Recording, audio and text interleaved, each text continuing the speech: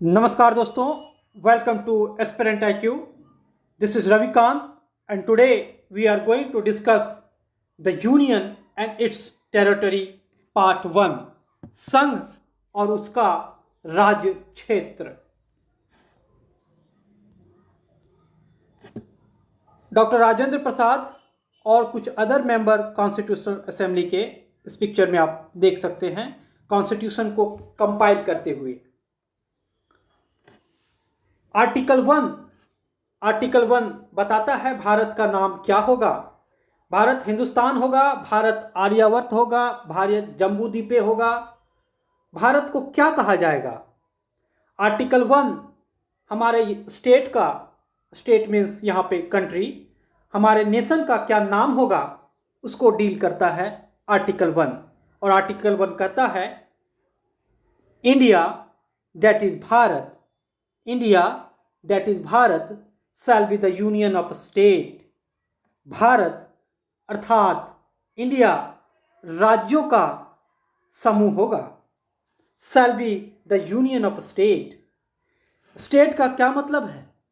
State का मतलब वही होगा जो फर्स्ट शेड्यूल में दिया गया है.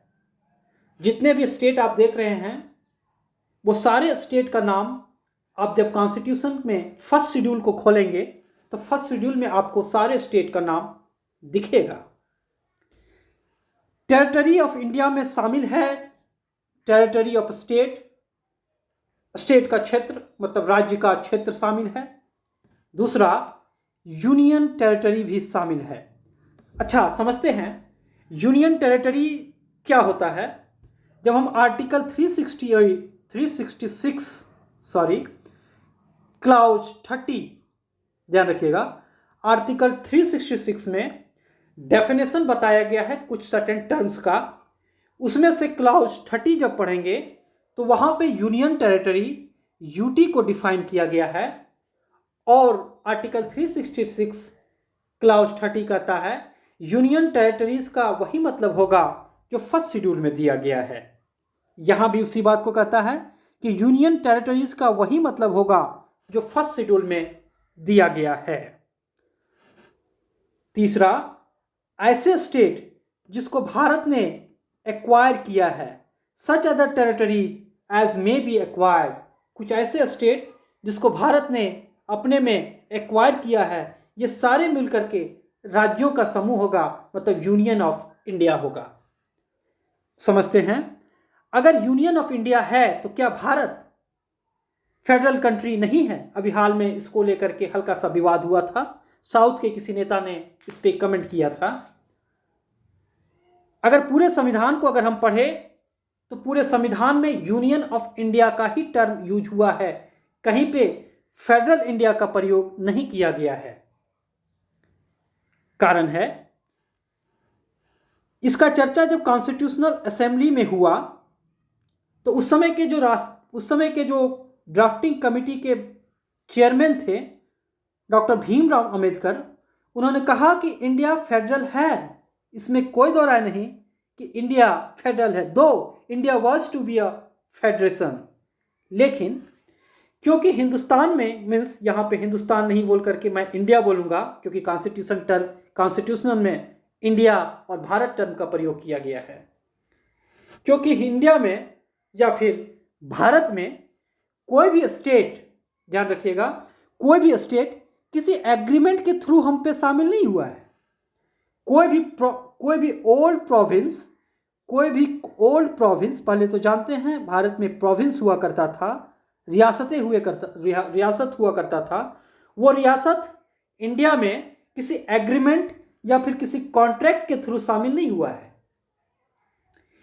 इसीलिए बेटर एडमिनिस्ट्रेशन के लिए, ध्यान रखिएगा, कन्वीनियंस ऑफ एडमिनिस्ट्रेशन के लिए हमने क्या किया है, कंट्री और उसके पीपल्स को डिवाइड कर दिया है. For the sake of better administration and the convenience of administration, इसके लिए हमने राज्यों में यूनियन को बाइफरकेट कर दिया है. अमेरिका में जितने भी राज्य हैं वो सिविल वार का रिजल्ट है. वो सारे सिविल वार होने के बाद किसी एग्रीमेंट के थ्रू आए हुए हैं। याद रखिएगा कि अमेरिका में जितने भी राज्य हैं वो किसी ना किसी एग्रीमेंट के थ्रू आए हुए हैं, इसीलिए वहाँ पे फेडरल टर्म का प्रयोग किया गया है। और हमारे यहाँ क्योंकि एग्रीमेंट से नहीं आए हैं, they were join India voluntarily, उन्होंने वॉलेंटरली हिंदुस्तान को ज्वाइन किया है। प्रोविंस ऑफ स्टेट, भारत की जितने भी रियासतें हैं वो वॉलेंटरली हिंदुस्तान में ज्वाइन किए हैं। इसीलिए यूनियन ऑफ स्टेट का प्रयोग किया गया है, ना कि फेडरल इंडिया का प्रयोग किया गया है। पूरे संविधान में जब हम आर्टिकल 300 पढ़ेंगे तो अगर हम भारत सरकार के खिलाफ केस करेंगे तो वहाँ पे फेडरल ऑफ इंडिया नहीं, वहाँ पे लिखाएगा यूनियन ऑफ इंडिया। आप पूरे संविधान को खोल के देखेंगे तो पूरे संविधान में यूनियन ऑफ इंडिया का प्रयोग किया गया है, ना कि फेडरल ऑफ इंडिया का प्रयोग किया गया है। दूसरा, आर्टिकल 2 बात करता है एडमिशन और establishment of new state. Bangladesh, Japan, Nepal, कोई ऐसा कंट्री भारत में चाहता है कि विलय हो, भारत में चाहता है कि भारत के स्टेट के साथ मर्ज हो जाए, मिल जाए, तो पार्लियामेंट को आर्टिकल 2 का सहारा लेना पड़ेगा और लॉ बना करके, ऐसे नहीं, पार्लियामेंट में बाय लॉ कानून बना करके उसे एडमिट कर सकता है यूनियन ऑफ इंडिया में, उसे एडमिट कर सकता है भारत में।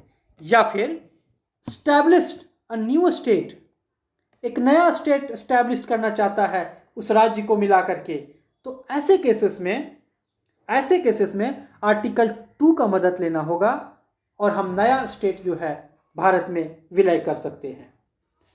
36 अमेंडमेंट, याद रखिएगा, 36 अमेंडमेंट से सिक्किम को यूनियन ऑफ इंडिया में एडमिट किया गया था। आर्टिकल 2 के मदद से Sikkim was added by 36 amendment act, उसके थ्रू पर, उसी के मदद से सिक्किम को भारत में विलय किया गया था, सिक्किम को भारत का एक नया स्टेट के रूप में एडमिट किया गया था।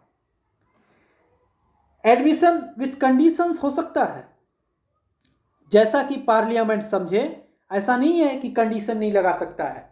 एडमिशन अगर बांग्लादेश या फिर नेपाल भारत में चाहता है तो भारत सरकार, भारत में अगर विलय करना चाहता है तो भारत सरकार कुछ ना कुछ कंडीशन लगा सकता है, कंडीशन के साथ या फिर विदाउट कंडीशन उसे भारत में एडमिट कर सकता है। Article 2 admission and the establishment of new state का बात करता है, ध्यान रखिएगा। अब समझते हैं आर्टिकल 2 में बाय लॉ बताया गया है, पार्लियामेंट में बाय लॉ।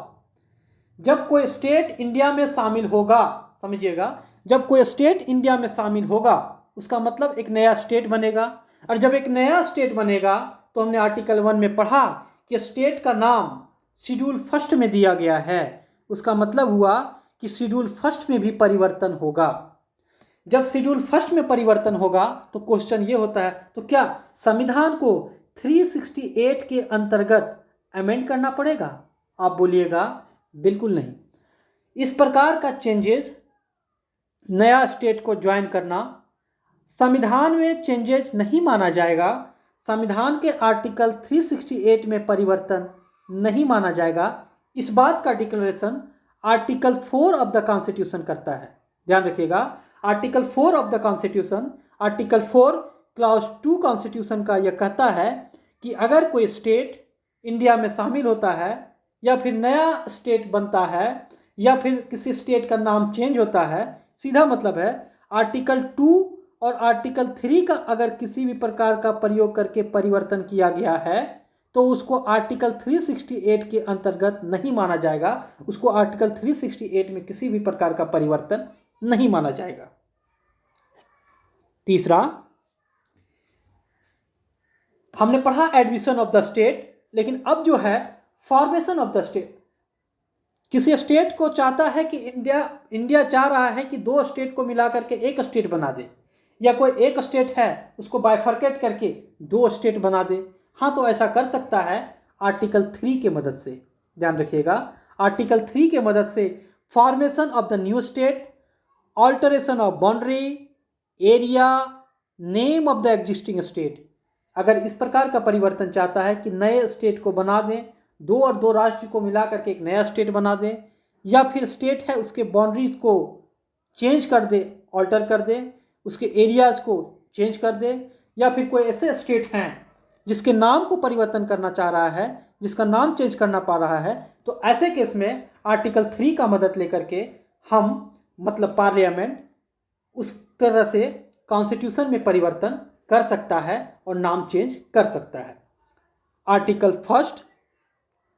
आर्टिकल 3 के क्लॉज फर्स्ट कहता है, मतलब क्लॉज 1 कहता है formation of the state by separation of the territory from any state पहला। दूसरा, बाय यूनाइटिंग टू और मोर स्टेट, हमने कहा दो और दो स्टेट को मिला करके एक स्टेट बना सकता है।